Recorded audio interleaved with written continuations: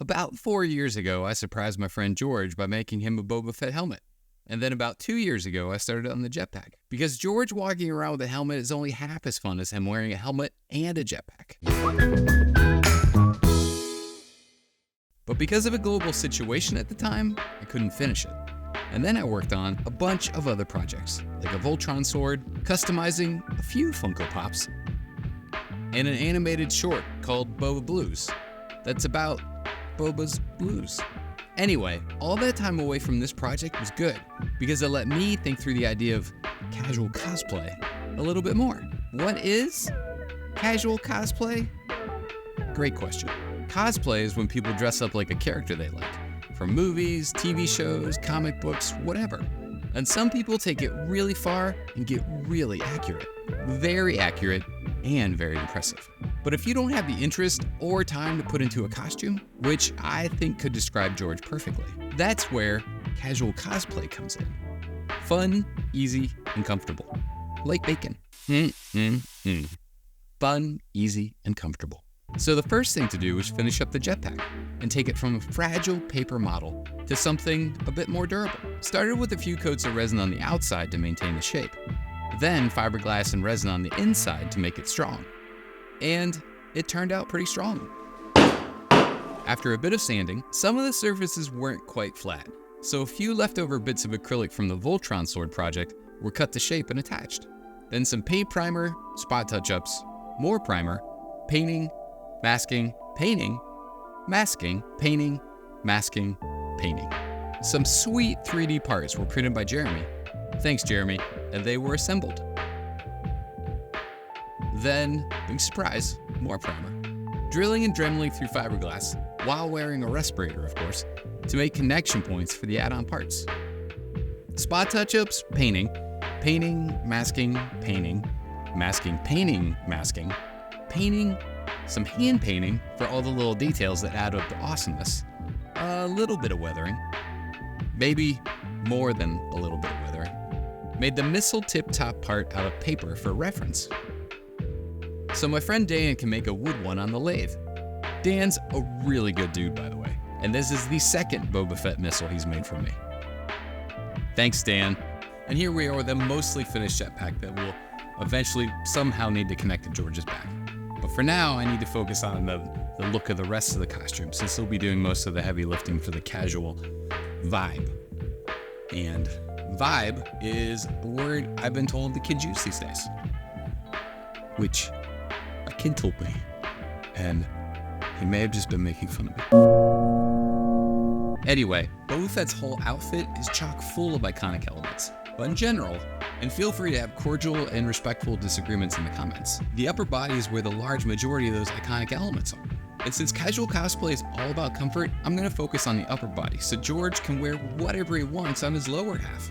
Sweatpants, cargo shorts, yoga pants, spandex, I don't know, whatever. Hey, Dave here, presently from the future past, and I'm wondering if other people would enjoy this collection of George's as much as I do. Like as a poster, or phone wallpaper, or a computer screensaver, or something else. So let me know in the comments if you think I should make these available to the world as free downloads. Anyway, back to the upper body. What's more comfortable than a sweatshirt? So I'm going to simplify the upper body as much as possible into color shapes that will be put onto a gray full zip sweatshirt. Red forearms, sections of green on the front and back, orange polygons on the shoulders, possibly a few patches for small details, and slits in the back so the jetpack can buckle into a backpack harness that will be underneath the sweatshirt.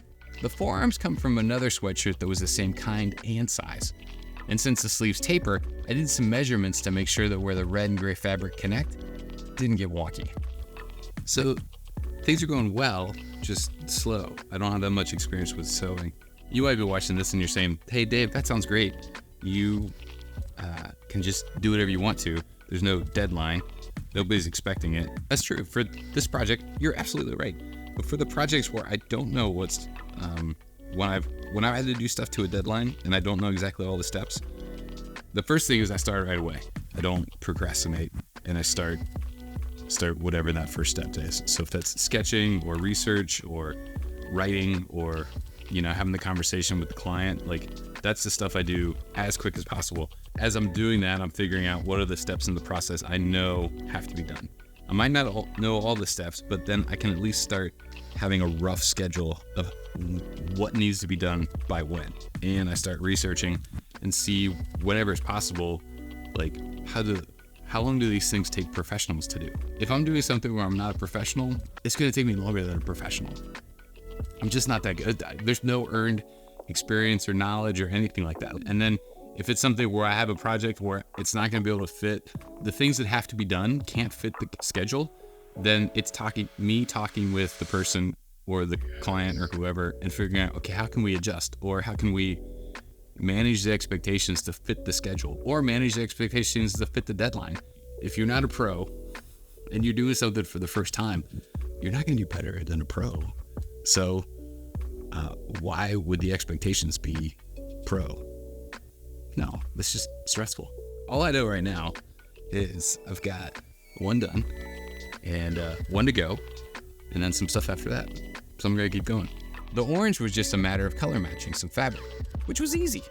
I mean, as easy as a grown man taking his action figure to a fabric store to compare swatches. And before any of you kids say anything, it's not a doll. It's an action figure. Not that there's anything wrong with dolls. They're just two completely different things. Cool? Anyway, the brownish orange fabric was the perfect color, but a little too thin and kind of stretchy. So I used 2 layers for the interior and then covered those with 1 more layer to make it look good, and then attached them to the sweatshirt right below the shoulder seams. Adding a bunch of green fabric would have made it too bulky, so instead I tested out a few ways to stain the sweatshirt fabric green on the leftover gray sleeves. The coverage is good on this one, but it also bled in a few spots, and I don't love that. So as nice as that looks, I think we're gonna go with this one. These are the 2 pen ones. They both have a crisp line. This one just has better coverage. Making the body armor the right shapes and sizes was easy because of the Den & Armor website. This is an amazing resource for Mandalorian type cosplay. So I printed out the templates, cut, assembled, and they were good to go. Now, because the human body is a complicated work of art and clothing on top of it is usually just as complicated, I figured the easiest thing to do would be to place those templates on a sweatshirt while it was on a human body. But I didn't want to ask any of my friends to stand still for hours while I drew on their chest. So I borrowed a body form from a friend, which was a new experience for me. Attach the templates exactly where the armor was going to go, and then mask on the outside of them. It was easy, just took a little time because the shapes have a lot of angles. The good news is it made outlining the shapes with the fabric pen really easy. Once the outlines were done, I removed the masking and took the sweatshirt off the body form so I could fill in the rest on a flat surface. Because the amount of space that was needed to become green on the back was so large, I did the border with the pens and then a spray for the inside. The harness was made with an old backpack that would connect to the straps that I attached to the jetpack, with adjustable buckles just in case George had a large meal or 2 and then decided to go do casual cosplay, like while he was walking the dogs around the block. But since the body armor is now soft fabric, I need to borrow the body form again to make sure the openings in the sweatshirt for the harness connections are made in the right places. The nice thing about casual cosplay is there's no right or wrong way to do it. How I'm making is based on the tools and supplies that are available to me. There's easily 100 other ways to do this. So whatever works for you, that's great. It's looking pretty good. I mean, if I pull it back, I have to get in here to see that the screw heads that connect to the support. But if I pull out, you can see. So yeah, it's in pretty well. So I noticed as I was taking the hoodie off, where I cut the slits, they've gotten, some of them, not too much, but they've already gotten a little warped just by putting the buckles in and out of them like a couple times. So as soon as I saw that, I was like, okay, I need to reduce or slow down the stretching or the wonkiness so that over time it doesn't get worse. And as I was thinking about that, I took off the backpack, and in a past life, this used to be a camelback where you had a container of water in the back and then a tube came out of it and you drank. And as I was taking it off, I noticed there's a slit at the top of it, and then there's two pieces of overlapping elastic. I was like, I'm gonna do that on the hoodie. I'm gonna put overlapping elastic on each slit, and it will definitely slow down the warping, but it might even just stop it altogether. Yeah, I think this counts as Kismet. I think Kismet's the right word. Yeah, Kismet. And I think there's a Z, K-I-Z-M-E-T. Kismet, Anyway, whatever it is, it worked out. I saw a problem, and as I was trying to think of a solution presented itself. Elastic! Turns out Kismet is spelled with an S. It means fate or destiny, which, I don't know, maybe. But while I was sewing an overlapping elastic at all the back openings, my friend Anastasia was using her embroidery machine to make the detail patches based on the measurements I gave her, so they'd be the correct proportions to everything else.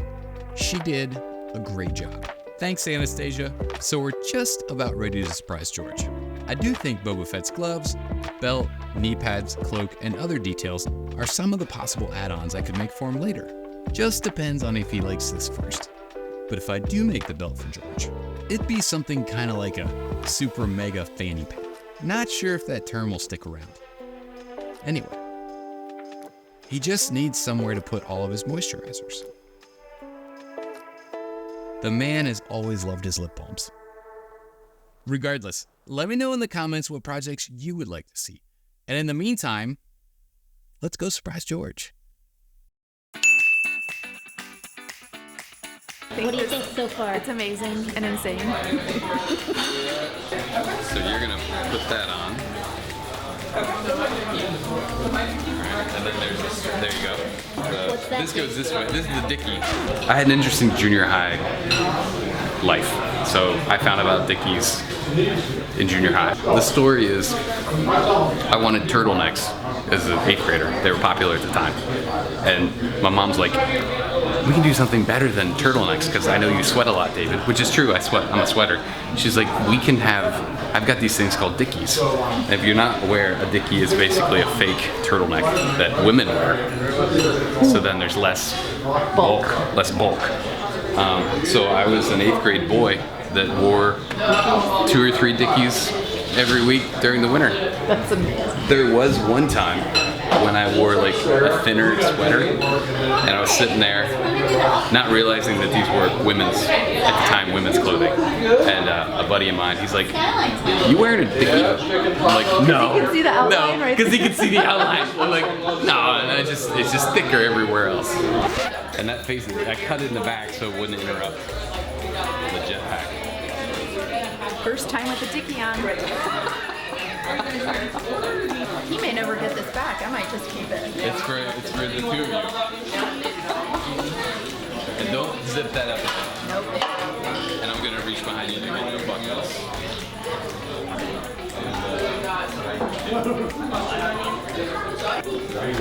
Just gonna go through there, and then if you want to go ahead and reach inside on that way, other side. There's a strap that's coming to your right. Just go ahead and pull that. Yep. Right on. Looks good. Brandon. This is great. You are a really good sport. You're such a great wife. You look great. Thank you.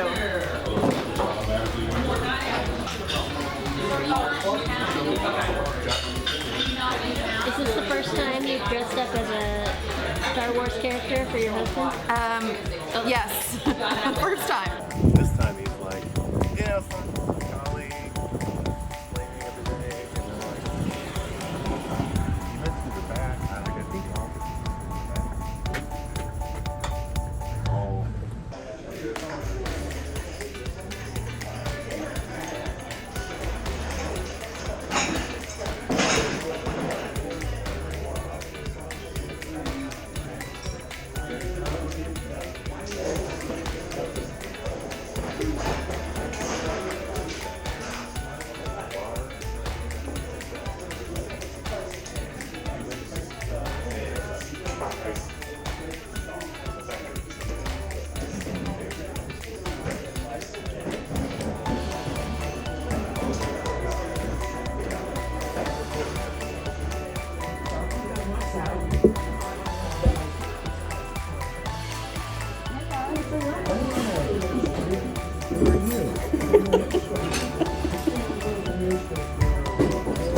So she's wearing your casual cosplay Boba Fett outfit.